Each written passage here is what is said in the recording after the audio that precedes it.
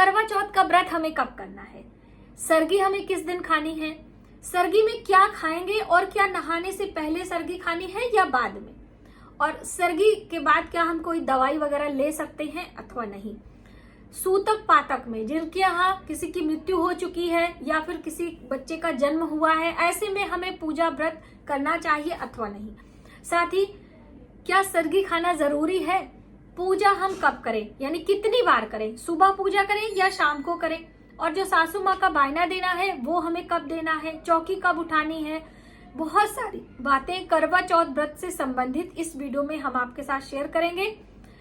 सरगी खाने से लेकर, जिसे आप अपनी भाषा में कहते हैं नहाए खाए से लेकर पारण तक की संपूर्ण जानकारी इस वीडियो में हम आपके साथ शेयर करने वाले हैं। वीडियो बहुत ही हेल्पफुल और इंटरेस्टिंग होने वाली है, तो आप इन तक बने रहें। सभी महत्वपूर्ण जानकारी प्राप्त करते हुए आप करवा चौथ का व्रत करके अपने घर में सुख समृद्धि, माता लक्ष्मी और माता पार्वती की कृपा प्राप्त। नमस्कार, वेलकम टू माय चैनल, मैं हूँ मनीषा। चलिए देर न करते हुए वीडियो की शुरुआत करते हैं। दोस्तों, हम बात करें करवा चौथ व्रत के बारे में, तो देखिए करवा चौथ तो हर वर्ष आता है और सभी सुहागन स्त्रियां इस व्रत को निर्जला करती हैं, बिना जल और बिना फल के। इसीलिए ये व्रत कठिन भी होता है, लेकिन इससे कठिन हरतालिका तीज का व्रत होता है, क्योंकि उसमें 24 घंटे का व्रत है। इसमें तो शाम को यानी सूर्य उदय से के साथ में ये व्रत स्टार्ट होता है। शाम को चंद्र को अर्घ देने के बाद, जैसे चलनी से हम चांद को देखते हैं, चंद्र को अर्घ देने के बाद व्रत पारण कर लिया जाता है। तो देखिए किसी किसी के यहाँ शाम को खाने के लिए बहुत सारी बहनें पूछती हैं, तो बहुत सारी चीजें बनाई जाती हैं, जिसमें कि खीर बनाते हैं, हलवा, पूरी, कचौरी, सब्जी, कढ़ी, चावल आदि अपने अपने रीति रिवाज के अनुसार बनाते हैं। बहुत सारे लोग फलाहार करके भी व्रत करते हैं, ऐसा नहीं है। बहुत सारे लोगों के यहाँ सिर्फ एक अनाज खाया जाता है। तो अपने कुल परंपरा के अनुसार आपको व्रत करना है। व्रत हमें 20 अक्टूबर दिन रविवार को करना है, ठीक है, आपको पता चल गया। अब सेकंड प्रश्न है, सरगी हमें कब खाना है। तो देखिए सरगी खाने का रिवाज अगर आपके यहाँ है तभी आप सरगी खाएं, वरना आप सरगी नहीं भी खाएं। लेकिन क्या है कि बहुत सारी बहनें कोई मेडिसिन ले रही हैं, कोई दवा है, कोई थायराइड की या कोई ब्लड प्रेशर वगैरह की दवा है, तो आप सरगी खाने के बाद दवाइयां खा सकते हैं। खाली पेट दवाइयां ना खाएं, आपके लिए अच्छा नहीं होगा।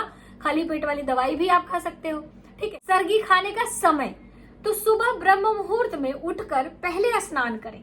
बिना स्नान किए सो के उठते ही आपको सरगी नहीं खानी चाहिए। हल्का सा आप स्नान कर लें और साफ कपड़े पहनकर भगवान का ध्यान करते हुए आप सरगी खाएं। अब सरगी में बहुत सारे लोग पूछते हैं हमें क्या खाना है, तो देखिए आप सरगी में कुछ भी खा सकते हैं अपने घर में, लेकिन अनाज की चीजें नहीं खानी चाहिए।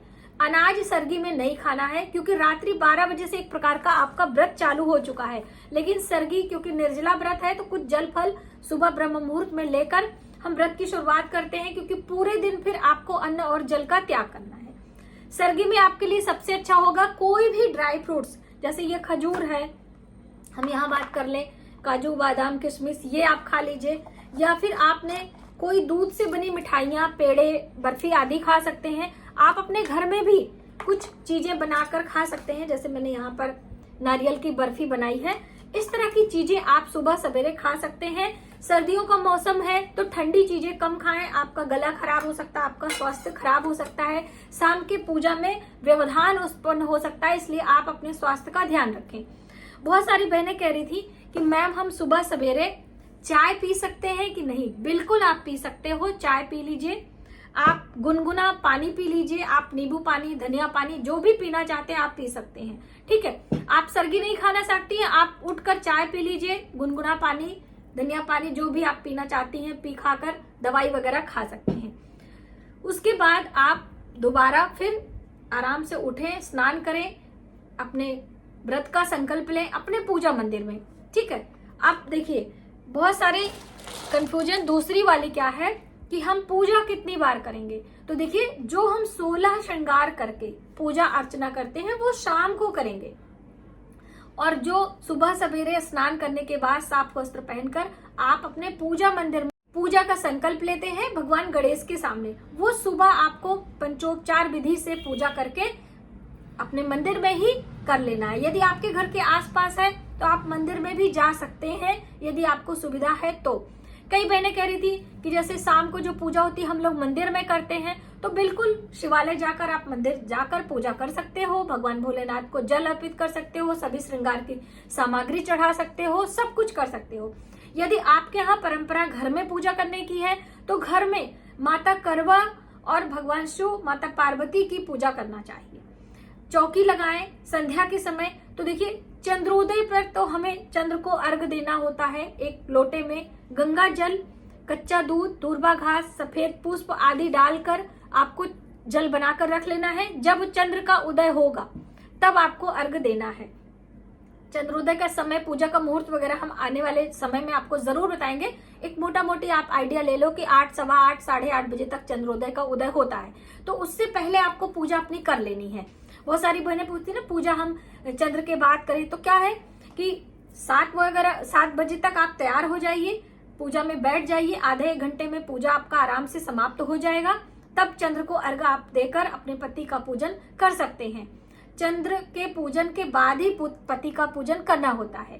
ठीक है, ये आपका क्लियर हो गया। अब आगे सासू माँ का बायना। ठीक है, तो देखिए सासू माँ का जो बायना होता है वो पूजा के बाद, जब हम पारण करने लगते हैं उससे पहले, पूजा के पहले बायना नहीं देना होता है।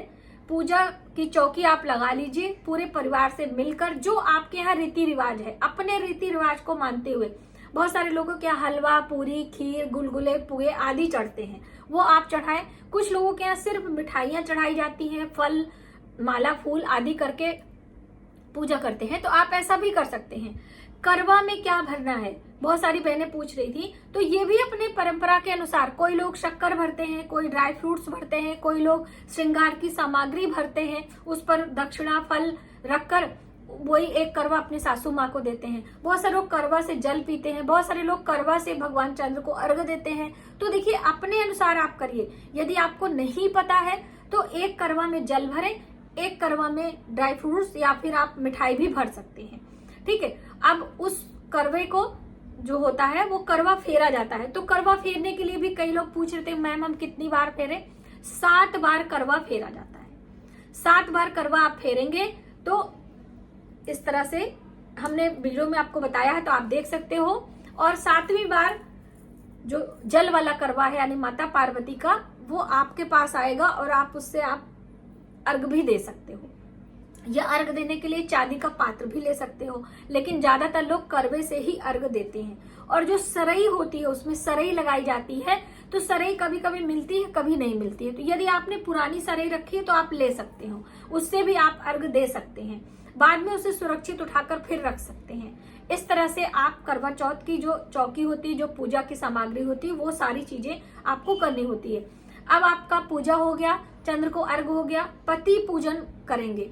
जिनके पति दूर हैं, किसी जॉब के कारण कोई ट्रेनिंग में गए हैं, कहीं बाहर गए हैं, तो आपने डिजिटल का जमाना है, आप मोबाइल पर देखकर जल वगैरह स्वयं अपने बड़े बुजुर्गों से पी सकते हैं। आप अपनी सासू माँ, अपने बेटे के हाथों से भी जल पी सकते हैं। ऐसा नहीं कि आप जल नहीं पी सकते, करके जल पी लें। अब उसके बाद अपने बड़े बुजुर्गों का आशीर्वाद ले लें। पति पूजन के बाद, चंद्र पूजन के बाद आपको अपने सासू माँ का आशीर्वाद, तो उसी समय बायना देने का समय होता है। बायने में आप करवा में जो सामान भरा है कुछ दक्षिणा के साथ में दे सकते हो, अलग से साड़ी, कपड़े, श्रीफल आदि भी दे सकते हो। आपके श्रद्धा और आपके सामर्थ्य के ऊपर है। आशीर्वाद आपको जरूर लेना। आप अकेले रह रहे हो तो अपने पितरों की जो फोटो है उनको भी आप प्रणाम करके आशीर्वाद ले सकते हो। उसके बाद जो आपके घर में रीति रिवाज है, जो भोजन करने का, आप भोजन सहर्ष पति पत्नी परिवार के साथ मिलकर करें। चौकी दूसरे दिन उठाएंगे, सुबह सवेरे, उसी दिन चौकी नहीं उठाते हैं। तुरंत पूजा करने के बाद तुरंत चौकी न उठाएं, आपके लिए अच्छा नहीं होगा। किसी भी पूजा में थोड़ी देर बाद ही चौकी उठाते हैं, यदि सूर्य का कोई उसमें वो होता है कि सूर्य रहते हम कर लें। दूसरे दिन सुबह स्नान करें, पूजा पाठ करके, थोड़ा सा अक्षत का छिड़काव करके, प्रणाम करके यथास्थान सभी चौकी आप है, वो भी वीडियो मेरे चैनल पर है। आने वाले समय में भी हम आपके लिए वीडियो लेकर आएंगे, तो आप इस तरह से चौकी उठाएं। तो बस इन छोटी छोटी बातों का ध्यान रखते हुए आप करवा चौथ का व्रत, सरगी, पारण, सासू माँ का बायना, पूजा कब करना है, ये सभी महत्वपूर्ण बातें आप समझें और इसे करें। आपके जीवन में माता करवा और भगवान शिव, माता पार्वती की कृपा सदैव बनी रहे, ऐसी मेरी शुभ कामना है। मिलते हैं एक नई जानकारी के साथ नए वीडियो में। तब तक आप अपना, अपने परिवार का ख्याल रखें। जय माता दी।